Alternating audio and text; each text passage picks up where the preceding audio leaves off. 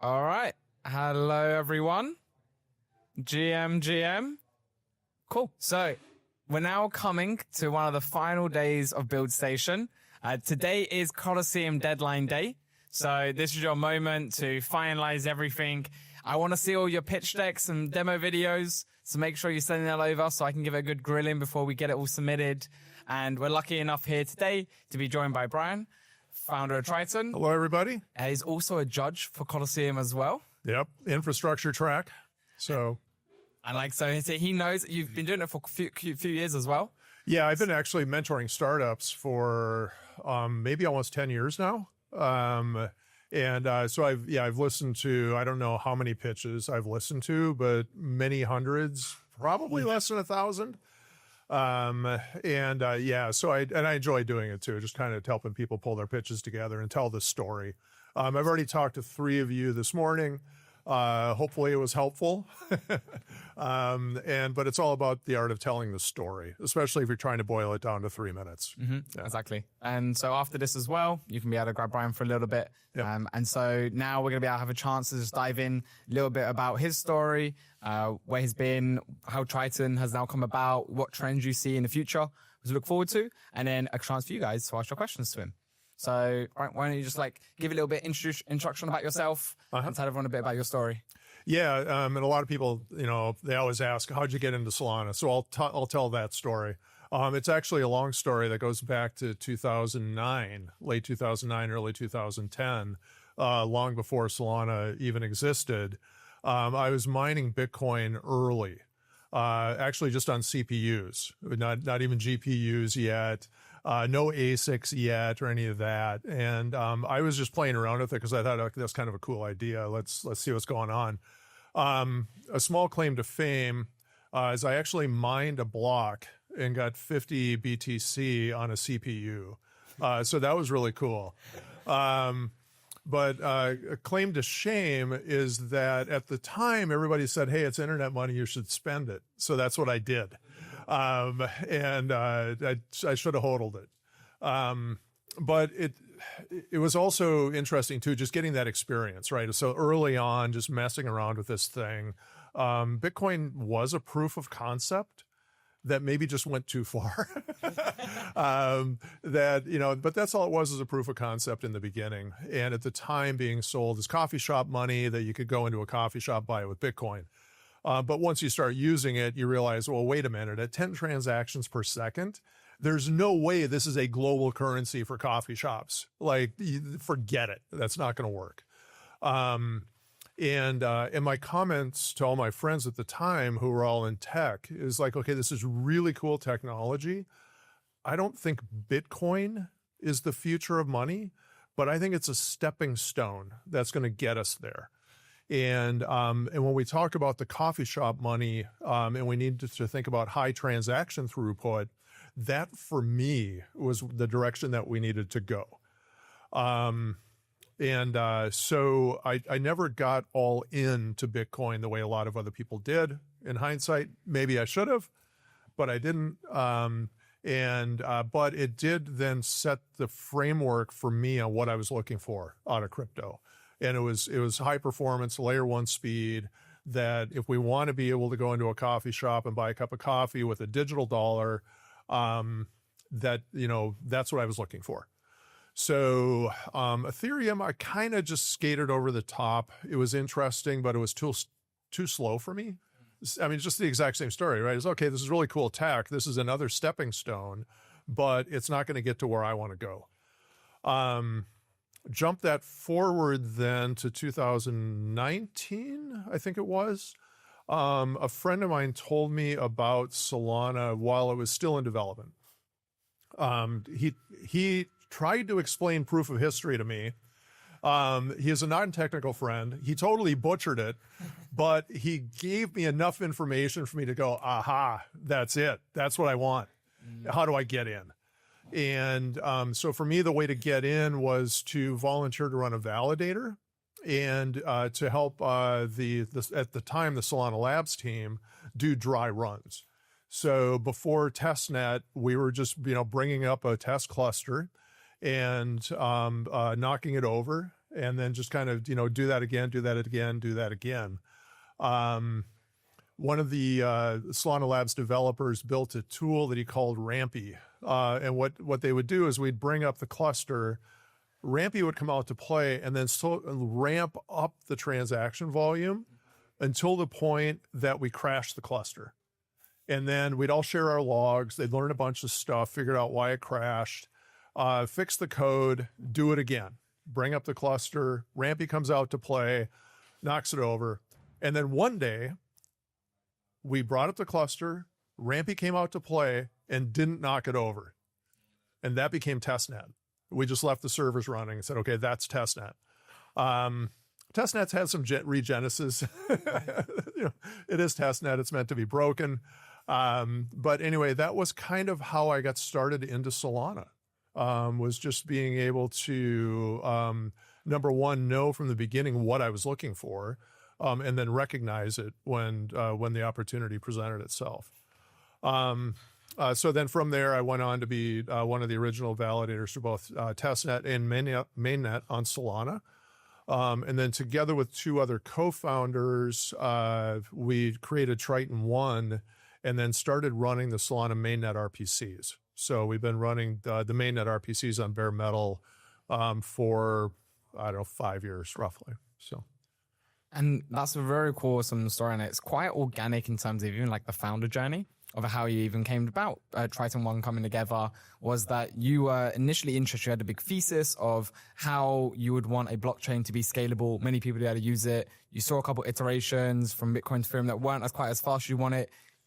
When you first started learning about Solana, its unique consensus model, you're like, oh, actually, okay, there we go. Yep. And you got involved. And you was able to support. And then that led into the business. Yes. I'm curious of from the founders' perspectives here, your kind of initial point at which you were like, oh, actually, yes, I want to be starting this business, really double down into it. And then how the last 5 years have been building out the company. Yeah. I mean, that's a great question too, because in the beginning, I was still kind of a hobbyist, right? I was, doing this validator thing for Solana, but I owned we still own another business that's not blockchain related at all.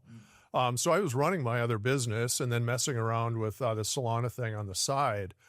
And I wasn't even convinced back then that it was going to be anything more than just a geeky hobby.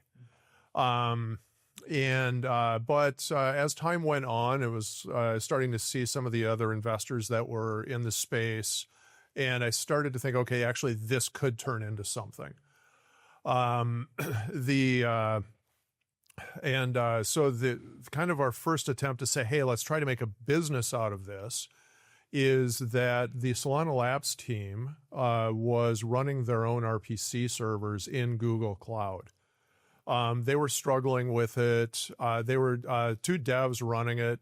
And they are devs. They're not ops people. They didn't want to get distracted with running these silly RPC servers in the cloud. So I went to the Solana Foundation and said, hey, I recognize that you have a problem here. And I think that we can solve that problem with two other guys that I know. We can move it out of Google Cloud and run it on bare metal. Would you like to do that? And their answer was, hell yes. So let's do it. So it was, understanding, okay, who's the customer in this case? It would be the Solana Foundation. They're the ones that are paying the bills. What problem was I solving? We were solving an operational problem for the RPC service. And then they validated that problem, to say, yes, we really see that's a problem. We really want you to fix it, with the hell yes response. So I was like, okay, you know what? I think I can build a business off of this. Mm-hmm. And that was kind of the origin story for Triton One. So it was 3 guys. And thinking about where we're at today with Solana, thousands of servers, billions of dollars of valuation, amazing applications on board. But back then, the RPC infrastructure was 3 guys and 6 servers. And that was Solana. But even then, we're still, okay, so we're in, right? So we're starting this business. And we're in, and we've got our first customer. That's awesome. but we're still not sure the traction is there yet, right? And so what happens is the very first hackathon on Solana, some of those OG teams are still around. One of them was Step Finance. And so they're one of our original customers too. But the way that one came about was after the hackathon was over, they did their ICO, their token launch on Solana, and completely murdered our servers. Like, and so it was over a weekend too. It's like, guys, why do you do things on a weekend, right? And so they launched it on a weekend, and then Linus, one of the co-founders, and Marco, the other co-founder, spent the weekend moving traffic around the globe, just trying to basically support this token launch and keep the servers alive. I had a spare server for my validator that we quickly converted to an RPC node to put that into production. Marco had his spare server for his validator that we also put into production. And by the end of the weekend, we had done it. Like, Step had a very successful ICO. And then the three of us together realized, okay, this is going to work. And then we just kind of went from there. So I love that. Like, so it's a really good, like, kind of story for people to be able to take inspiration from. The idea that you got that initial validation, initial proof of concept. Even that wasn't enough to be like, well, is there a big business here? You know, you needed that other moment to happen to then justify as actually the market here is actually really big, and there's a real good potential for us to dominate and like take a big chunk of this. Mm-hmm. Yep, exactly. Yeah, just getting that extra layer of validation. As a startup, you get your first one or two customers from your inner circles and people you know and things like that. But then from there, it gets harder. You know, your customer acquisition gets harder as you go out. But that was a point where we realized, okay, yes, Solana does have legs. We think this can go somewhere. And so then we had the confidence to keep moving. And what did it then look like from there? You know, how did it like scaling the company to where it is today? It was crazy, man, because we didn't even have a website. And it's like, okay, shit, we're going, man. We're live. And so the first website was some ridiculous static template thing that it was actually rpcpool.com. We didn't even have the Triton One name yet. And so it was just a static website, rpcpool.com, contact us, some Telegram handles. And then I was cutting deals over Telegram with just people all over the globe saying, hey, we need an RPC. We need an RPC. And it's like, okay, I've got this many. I can put them here. It's going to cost you this much. Great, go. And no contracts, no signups on the website or anything like that. It was just Telegram and trusting each other. They trusted us that we were going to deliver servers, and we trusted that they were actually going to pay us. Go. What year was this? That would have been probably 2020, 2021. Yeah, it's already getting to be old history, right? Because I'm forgetting the dates. Yeah. And it's like a testament when something's new and hot and starting to grow, like you have to work around it. And the fact that you don't have a website, you don't have these like simple things set up that people usually is like, if I want to start anything, I need to begin with like, I need a register for my company name and like do these processes. Well, not necessarily. You need demand. You need people who want to have your product, and you need to then be able to have that to serve to them. Yep. And then you can start moving, and you don't need to wait for these other things to be in practice before you can just go ahead and start making magic happen. Yeah, exactly. There's an interesting aspect there too, because we started that way. It was so primitive is the only way to explain it, right? We didn't even build up the ability for a customer to sign up for 1 or 2 years after that. I mean, it was literally just, referrals and me showing up at hackathons and talking to people and just signing them up the old-fashioned way. It's like email, Telegram. I would just send an invoice. They would pay the invoice. We weren't even dealing with credit card payments on a website or anything like that. So that actually went on for quite a while. Yeah.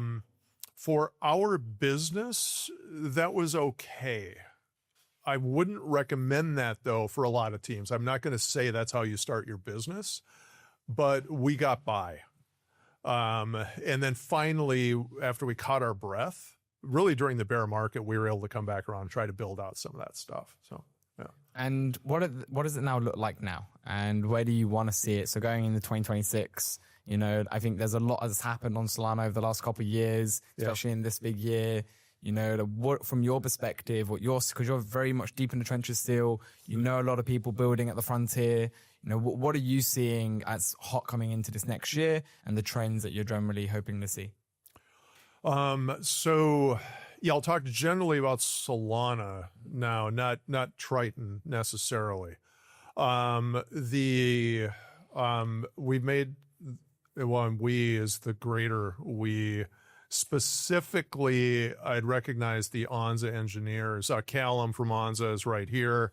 Callum's effort plus everybody else on his team. The incredible progress they made in the last 12 months on the Onza client makes scaling for Solana much easier now than it was back then. I'm probably not talking out of school. I mean, just to say that a year ago, that software was rough, man. We were having a hard time scaling it. They had fixed some critical bugs like immediately before the Jupe launch, Jito and some of those other tokens when they went out. Like if that stuff had happened 3 months earlier, it may not have gone well at all. And then we would, as we start to move forward then into early 2020, just in January, actually the weekend that the Trump and Melania tokens dropped, that dropped with Meteora, who's one of our clients. So we were providing all the RPC infrastructure for that.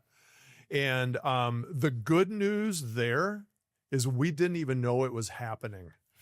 Like on the back end, it just ran smooth. Everything was working. And I'm kind of sad to say we were kind of surprised because your stuff's supposed to work, right? And but the reality is that it was starting to work, and we were the Onza engineers in particular were making a ton of progress for the quality of the software, and so it's just continually gotten better to where today I wouldn't say there's any critical bugs that are lingering. There's still a ton of opportunities, though. So when we're talking about IBRL and just the general performance enhancements of the software, there's still a lot of room to go. We're not there yet. So the great news for all of this is that Solana is totally ready to scale, that we can handle major launches without sweating it on the back end at all. That happened again for the Meteora launch. Again, the back end servers were just chill. If there were any issues there, it would have been more on the front end servers that may have been having some issues and things like that. But otherwise, just really solid. So from where we're at now, we'll continue to increase the CU size for a block. I think we could go to 100 million CUs now. The Onza engineers are saying not so fast, which is a total reversal, by the way. Usually it's me saying, hey guys, not so fast. These RPCs we're having trouble with them. And now it's flipping around to where I'm the guy saying 100 million. We got this. The talk that you hear about multiple concurrent leaders, I also find very exciting on Solana. That again is going to help us to scale to much greater levels. It's also going to help with things like sandwiching, that we can do a much better job of fighting and dealing with sandwiching. It also is going to help with things like application controlled execution, or ACE, and which is also very important in the DeFi space. So it means then that we'll be able to add in more features into this blockchain that nobody else has. And, we're just so far ahead of them, as we start to build this stuff out. That's what I'm most excited about for where we're going. What was the rest of that question, though? It was like, and then just specifically within the next kind of year, what you're wanting to see. So I think you made some really good points here on the infrastructure perspective, basically enabling more scale. Yeah. Are you seeing anyone, what do you think the use cases of that scaling will be? where you're seeing more people be able to utilize this potential, or is it just like en masse, just more people being able to do more things on Solana? Yeah, I think it's more of everything. Like I was really excited about the announcement that the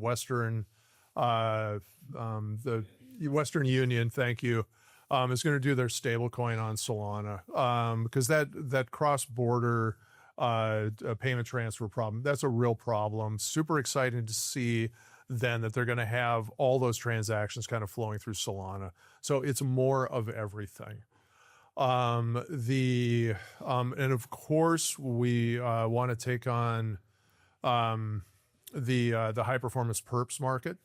So, being able to basically bring down the slot times, also bring down finality times, Alpenglow in particular, playing a very important part there. So again, we're pushing into new markets and new things that can only be done on a fast blockchain. So more of the above, more cases like perps, that will be very exciting moving forward. And then those extra features and functionality like ACE. And I'm very glad we've centered on that acronym instead of the other one, because application specific sequencing and ASS is just a horrible acronym to use. They started there, and I'm glad that one just got out of the way. So, yeah. There we go. And what's next for like Triton? So like, what are you trying to like personally focus on? Are you hiring? Are you scaling your team? Are you building out different products? Like, what specifically are you focusing on? Yeah. So one of the things to know about Triton that a lot of people maybe don't understand, and maybe that's because we do a poor job of saying kind of who we are. But when I think about Triton, we tend to deal with the bigger apps and the bigger teams that have got special needs. It's hard to say enterprise in the space that we're in when it's just a bunch of degens. But when you get enough degens together and their applications get big enough, like Jupiter or Radium, what happens is they have special needs on the back end. We specialize in that. So it's bespoke installations, front end, back end specialization, special indexing, things like that you don't get from a one size fits all style RPC. We're very comfortable there. We do an amazing job. Our clients tell us that, so I have confidence saying it. And especially when it comes to customer service. So we're focused very much on scaling our services for that customer, because that's super important for us. But by breakpoint, we are going to announce that we're finally going to have onboarding for individual devs. So if you want to sign up and get a cheap Triton plan, you will be able to do it. You don't have to buy the expensive stuff that the enterprises use. So that's kind of where we're going. Awesome. I like that. Yeah. Like being able to have those bespoke services sets up. But everybody here, you need to scale to the point that you can come to Brown and say, I want this custom solution for us. Yep. But it's really cool now you're also able to open it up to everybody to be able to play with it. Yeah, exactly. I love that. Yeah. I think it's a good chance to go over to questions as well. I'm sure a few of you have some key points you want to ask. Who wants to go first?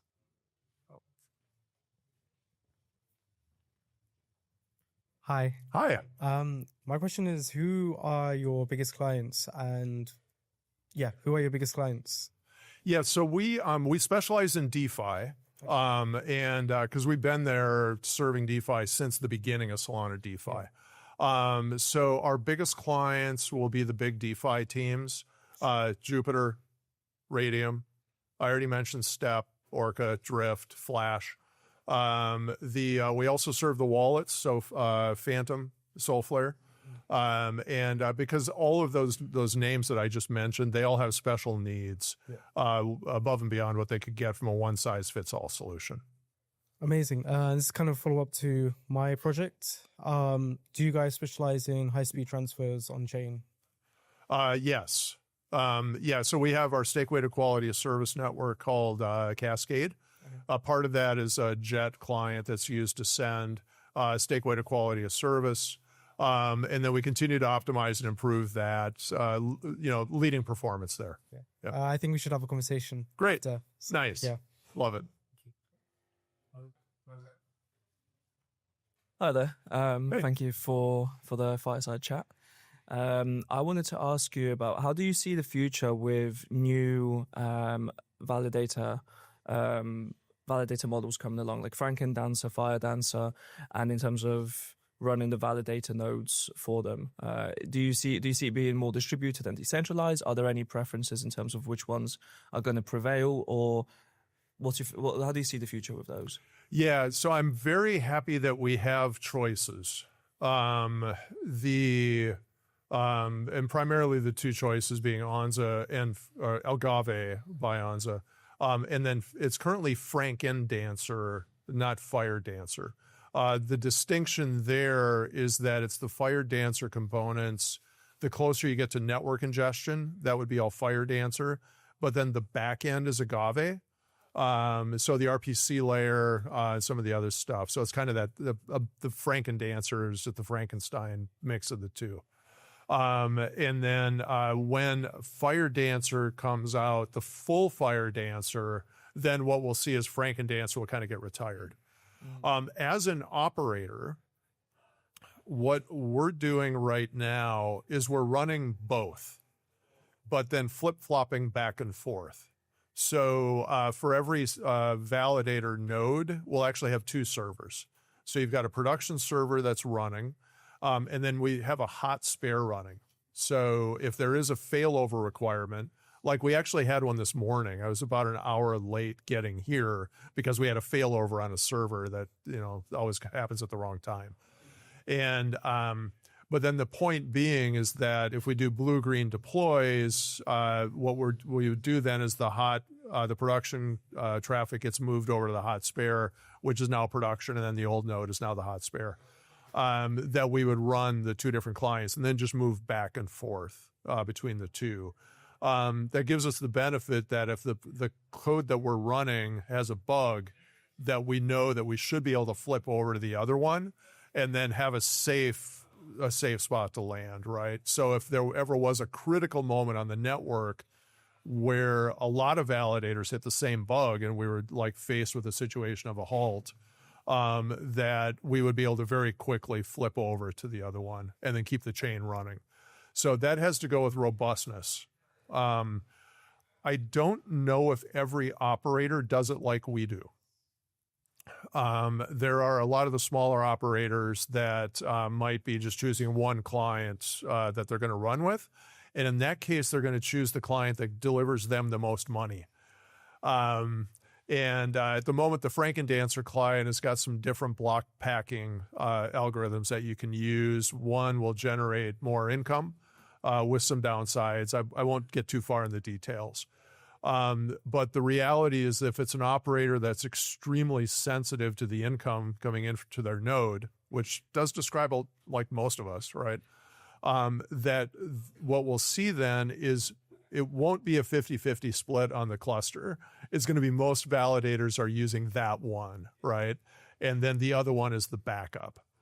That's how I see it rolling forward. Did that answer the question? Yeah, and has that been stress testing Triton quite a fair bit with the new clients that are rolling out essentially? Yeah, we've been stress testing. We also do a lot of experimentation. I've been experimenting with Paladin. If you've heard what they're trying to do with some special block building there, we've been experimenting with that.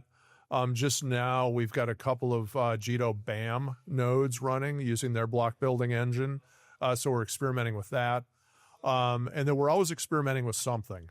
We have some nodes that are experimenting with XDP, which is basically moving some of the processing logic onto a network card instead of bringing it all the way into the CPU. And this would have to do with shred propagation and some other stuff. So I'll admit I am not a network guy. That stuff goes over my head. But I know at a basic level, what we're trying to do there, right, is we want to move out of the CPU into the network layer, and we get better performance that way, more IBRLing, and a faster blockchain that can then support even more transactions, so on and so on. Awesome. Thank you. Yep. Go ahead. Yeah, cool. So, and I just heard you reiterate the first RPC on Solana. Is it correct or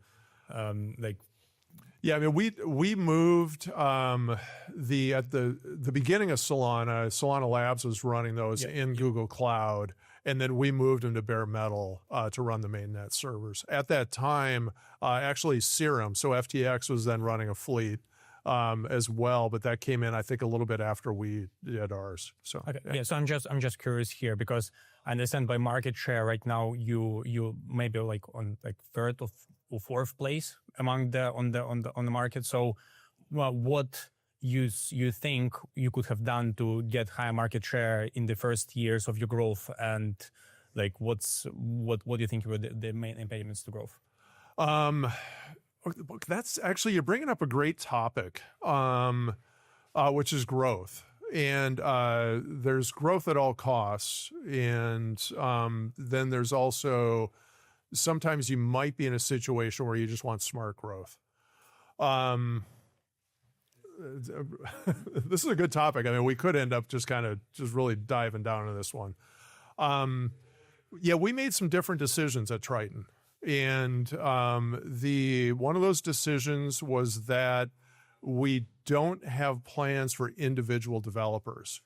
And like our cheapest plan is literally $500.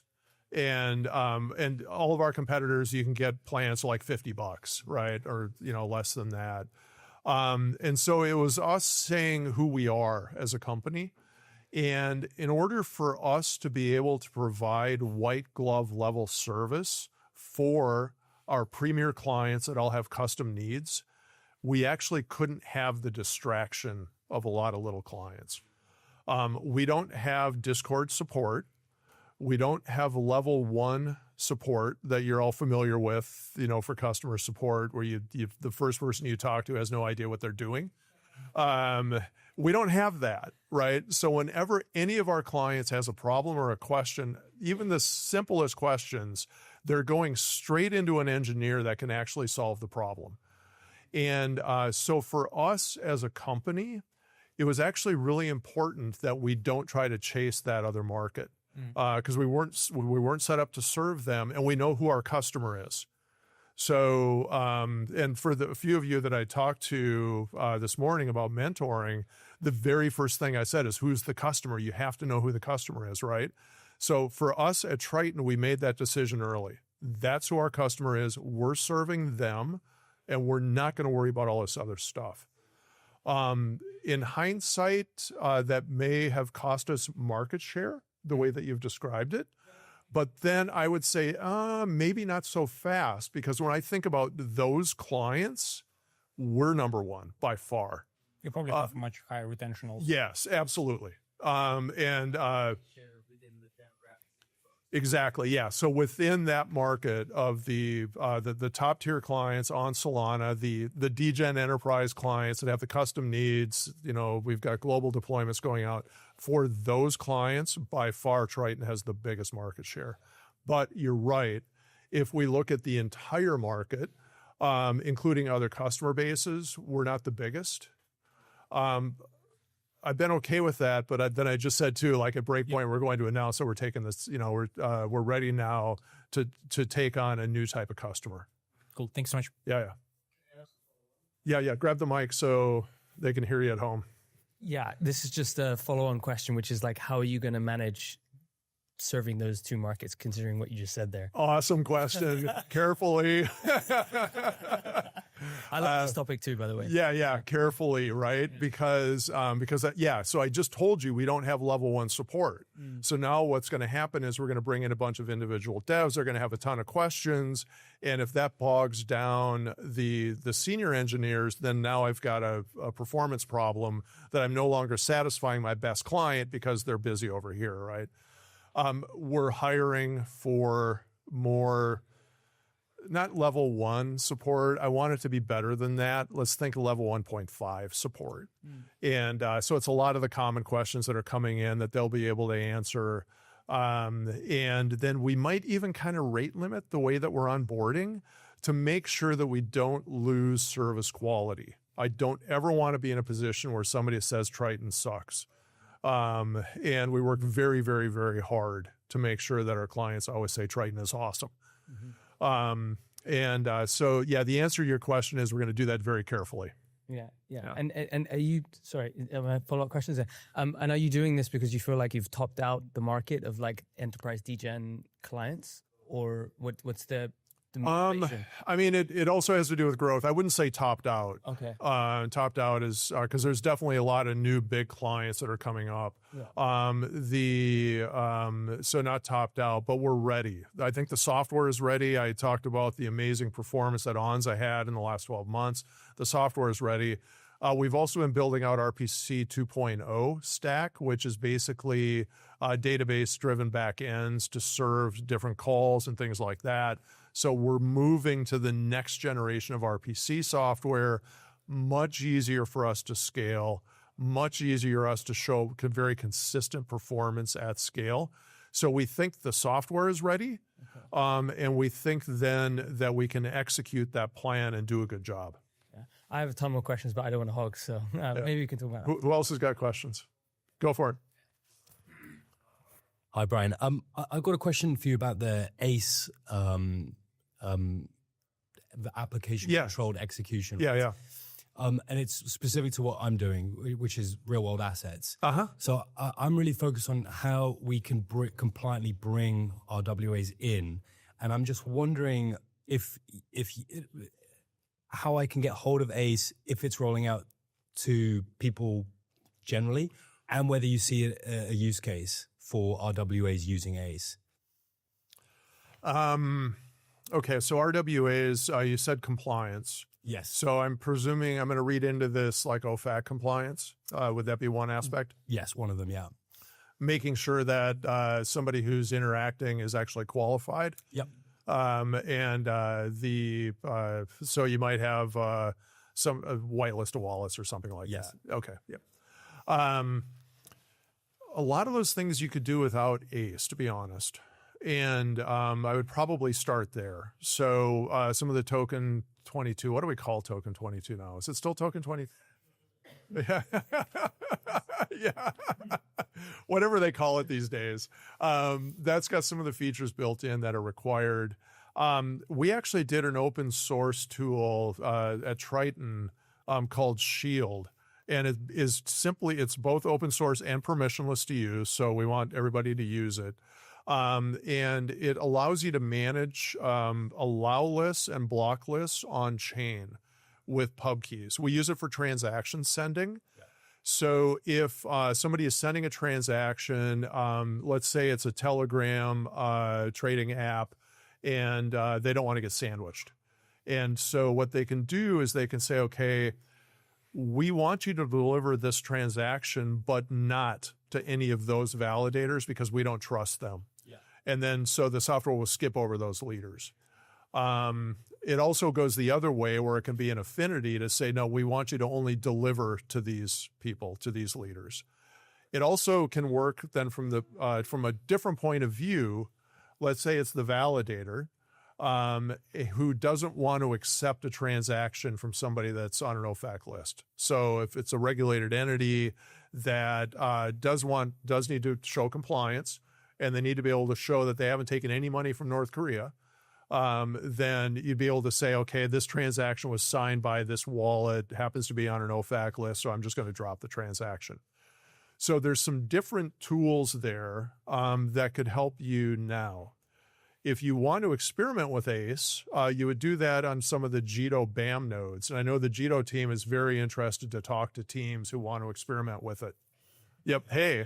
And the Jito team, they're friends, so I'll happily plug what they're doing with BAM.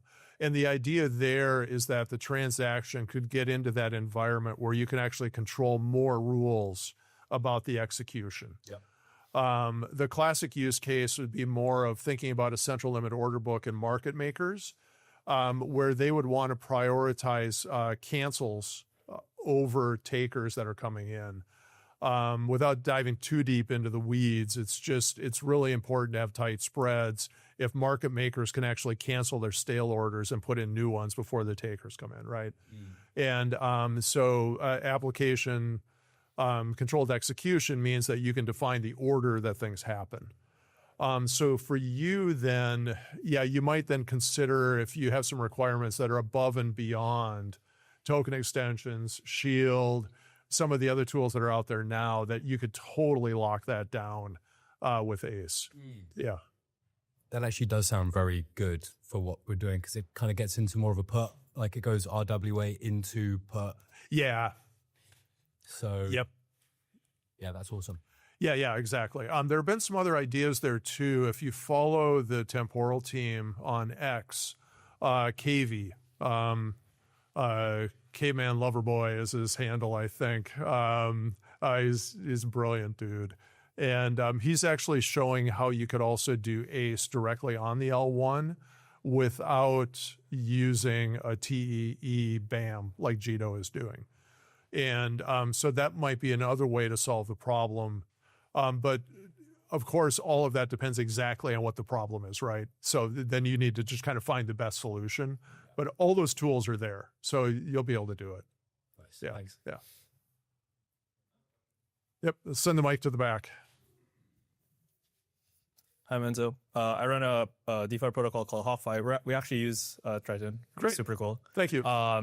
So we're an automation company, so we run like 50 to 80K transactions a day. And so like the core, and recently we have these like Agave 3.0 update, I think. Yeah. And so the core question we care about is business. It's just, okay, IBRL, right? But like, how does that, what I track very like strongly is the cost per transaction, like in the context of the priority fee plus, et cetera. Yeah. And for me, aside from my transactions going through, I think like Solana is already at a stage where success rates are already pretty good. I think we've solved the success rate problem in general from 12 to 24 months ago. Yep. But are you guys like keeping track of how much cheaper like the average transaction is coming in?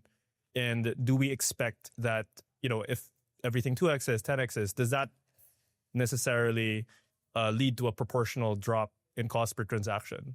Because that's other limiting step, right? To like getting all of this like composability and the high frequency stuff that apps need to do. Yeah.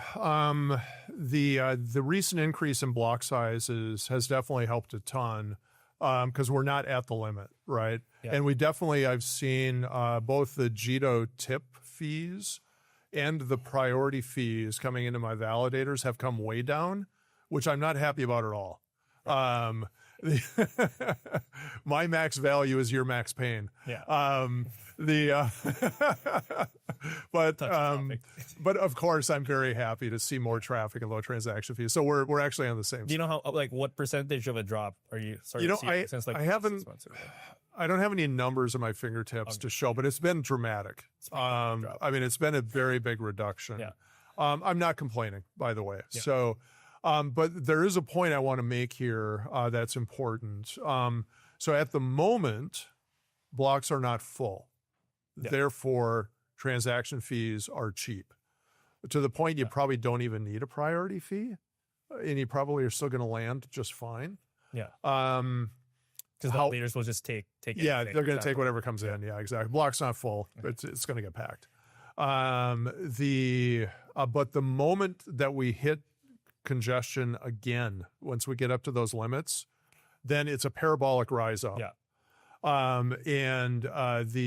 So the couple of the points that I would hammer home is because of that parabolic rise up, that you'll never be able to forecast reliably where fees are going. Because that's the problem. Yeah. Yeah. And that's really important now when we think about businesses and, running a business. It's really important as a business to control your operating expenses.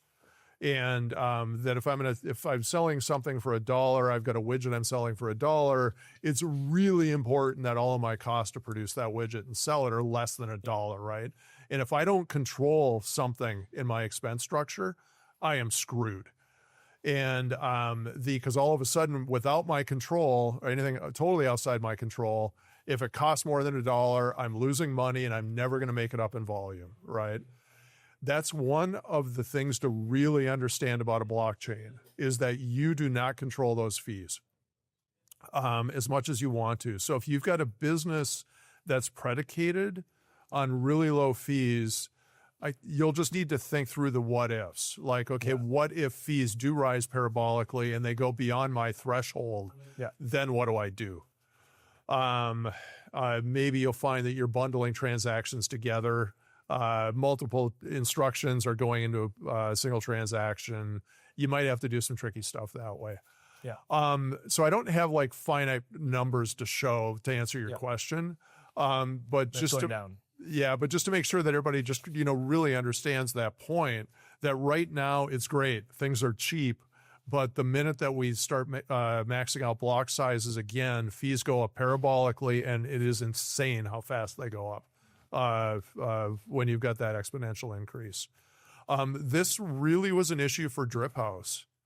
And because Drip House, this awesome idea, right? I loved what they were doing. And but it was started during a bear market when fees were cheap and blocks were not full. Yeah. And then, unfortunately, as soon as we started to max out the block size and fees went nuts, and we went through the spam wars that we had, was that a year ago? I'm already forgetting how long it's been. Just the insane spam wars that we had, and fees going up so high, that became a problem for their business model. Right. Yeah. So, But I guess that also means that if TPS does double, for example, then you technically have double the block space for the same unit of time. yeah. So it does result correct. in cheaper Yep. transactions. Yeah, by yeah. SQL. Yeah. Yep, totally. And That makes sense then. Yeah. and like I said earlier, I'm totally on board to going up to 100 million now, 100 million CUs. Yeah. We need the capacity for people to be able to land cheap transactions because we do want to support those business cases, right? We want to support you. Small, medium. Yeah. Small business owners. Yeah, you got it. Yeah, so we absolutely want to be able to support that. But that is one of the dangers of running a business on a blockchain is that those transaction fees are really not in your control.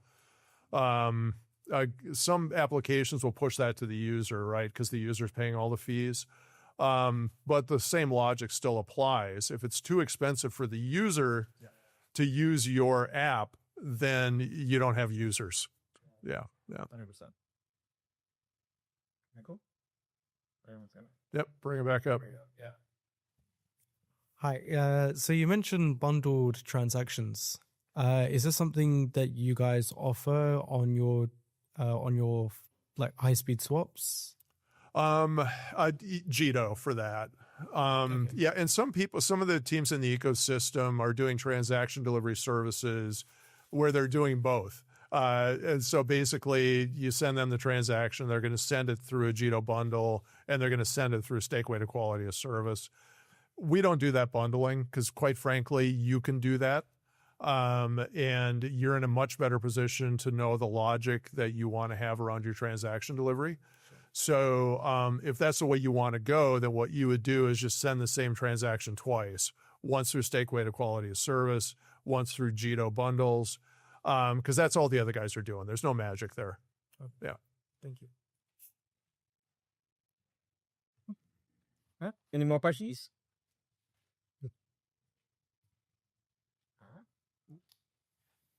Awesome. All right. Can we get a big round of applause, Marat? Thank you. Thank you. Thank you for joining us. You'll be around for the next hour and a bit. Yeah. So chance for everyone to have a little one-on-one. Yep. Yeah, I appreciate you being able to join us. Yeah, awesome. Thank you. A lot of fun. Awesome. Perfect. Cheers, everyone.